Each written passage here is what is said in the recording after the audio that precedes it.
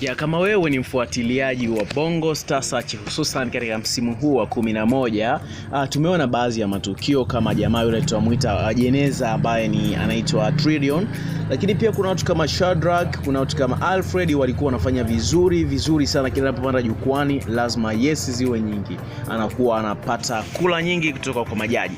Lakini jana katika siku ya jana kupitia page ya Star Times wameweza kuweka clip video ambayo iko recorded kwenye kipindi cha Bongo Star Search ambapo walishindanishwa ALFRED pamoja na SHEDRACK. Kushindanishwa huku ni kwamba wawili hawa walifungana kwenye kula ama walifanana na uwezo ulikuwa unaendana. So kilichofanyika ni kuwashindanisha kati ya ALFRED na SHEDRACK. Lakini katika kuwashindanisha waliwapa wimbo wa Omedimpos Mama, ile nyimbo ya mama ya Omedimpos waweze kuiperform, kwa kuwa pia wenyewe naamini ni Team Dimpos pale walishiriki ili kuweza kuperform, wachaguliwe nani apite katika kinyang'anyiro hicho.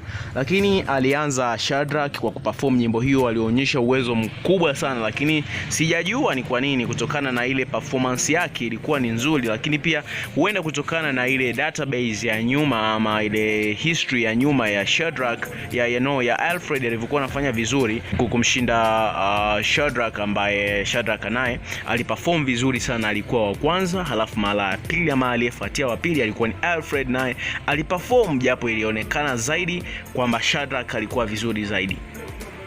Kama ilivyo si kawaida sana kuweza kujua hatima ya mtu, kwamba hapa nakuaje majaji nao hawakuwa na maamuzi yao kama wao. Walizidi kusimamia show, lakini pia ukabidi warudi na upande wa audience, yani wale watazamaji, ili kuweza kupiga kula zao. So ilionyesha tathmini ya kawaida hapa kwamba judges kwa upande wa ALFRED walimpa ALFRED kula 5, kwamba kwa show yake alikuwa amefanya kula 5, yani amepata 5% kwenye kula za majaji.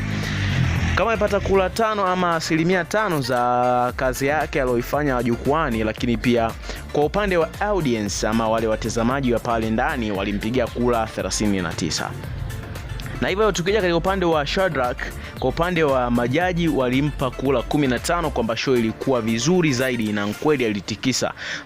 Lakini katika upande wa audience SHEDRACK alipata kula 19. Tukija kwenye upande wa ALFRED, yule jamaa wa Chuga ana jumla ya kula 44, na upande wa SHEDRACK ana jumla ya kula 34. So inaonyesha dhahiri kwamba ushindi umedondokea katika kula 44, ambaye ni ALFRED ambaye amekuwa amevuka katika hiki kivuko cha mashindano haya. Level hii ameweza kumpita bwana SHEDRACK. So naamini pia ni kutokana na ule umaarufu. Kiukweli kabisa, ni ukweli usofichika kabisa, ALFRED alijua kuteka watu kwa show zake.